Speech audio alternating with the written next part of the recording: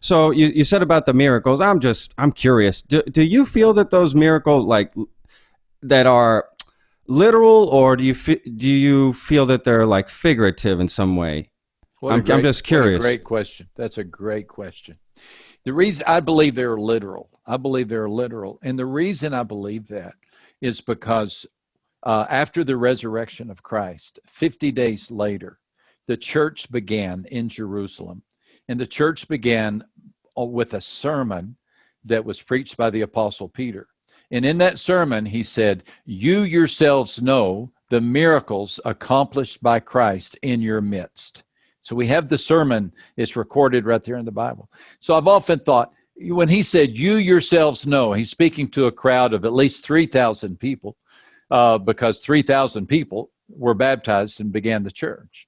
And so he could, if those people had not known, if they had not seen the miracles, Peter would have been laughed out, kicked out, run out. But the fact that the church began that day, it says to me, these people said, "You know what? We did see some things.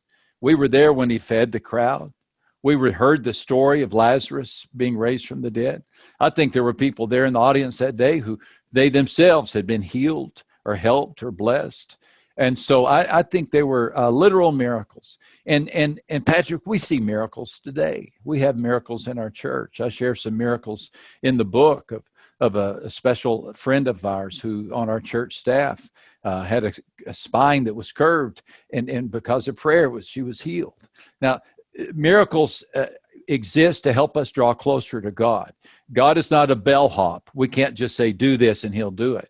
But there are times in which he does supernatural events to get our attention, to affirm us, to draw us closer to him.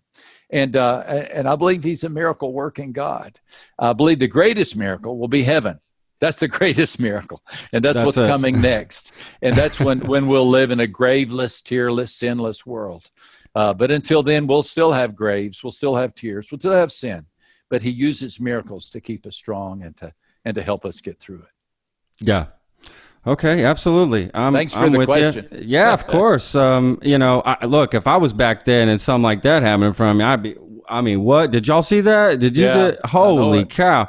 Absolutely. I personally have never witnessed a miracle, as you have put it. But look, if I did, it happened. I wouldn't deny it. That's for sure. It just hasn't happened for me yet. I don't know. I'm open to it though. If it happens, that's all you need. Yeah. Just be open. Be Sure. open. I urge people. I say, just be open to the possibility